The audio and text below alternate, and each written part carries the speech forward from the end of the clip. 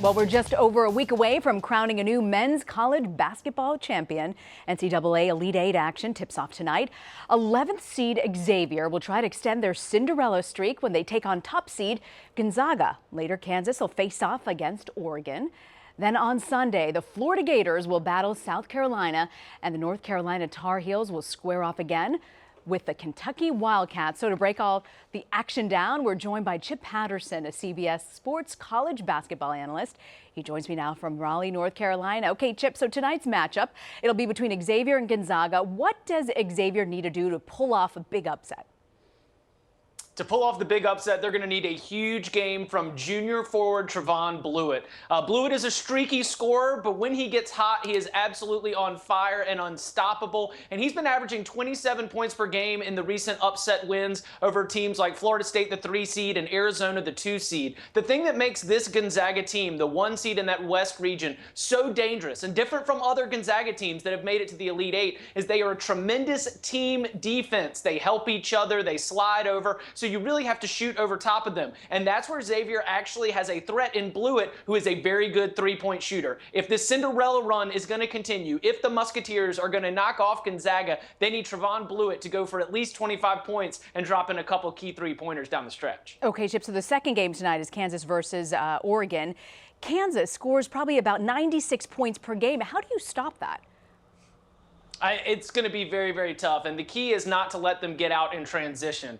Kansas does a good job of taking the ball away on defense and getting out and running, and that's where Frank Mason, who might be our National Player of the Year, Devontae Graham, another stellar guard, and Josh Jackson, one of the top NBA-ready freshmen in all of college basketball. When they get out flying, it's just athleticism that no one can match. They're beating their opponents by an average of 30 points per game, and I don't expect that to continue all the way to the national championship, but right now it would go down as the largest average margin of victory in NCAA tournament history. Wow, that's pretty big. Moving on to Sunday's game, South Carolina will play Florida.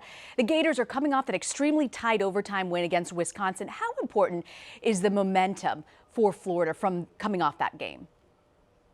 Well, Rena, honestly, I'm a little concerned for Florida. I mean, yes, an overtime win with a buzzer-beating three-pointer. These are the moments that the NCAA tournament gives us every year, and it's one of the reasons why we love the tournament. But they didn't get out of the locker room in Madison Square Garden until the wee hours of the morning. Now they've got to turn around. So while you might have the momentum, you might have the juices flowing from that game, there's also the fact that South Carolina got a lot more rest than Florida did. So we're going to see how that plays out, particularly when the game starts. But when it comes down to those clutch moments, you've got to love the fact that Florida has been a little bit of everyone. And it was Kevon Allen this time. It was Devin Robinson before, and Chris Chiozza with the game winner. They share the responsibility, and I like Florida's chances to escape and get to the Final Four. Yeah, it was fascinating to watch that game, Chip. I want to ask you, though, the Final 8 matchup pitches 2 regional powerhouses against each other. We've got top-seeded North Carolina versus number 2-seeded Kentucky. What do both of these teams need to do to pull off a win?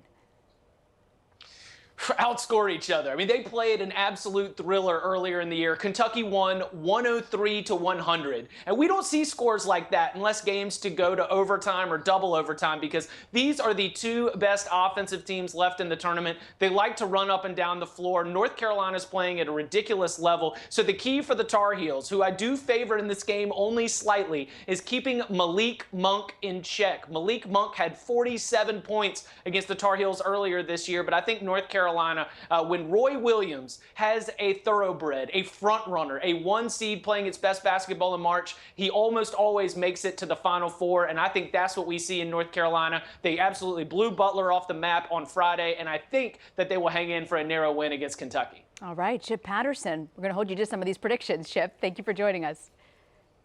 Thanks, Rena.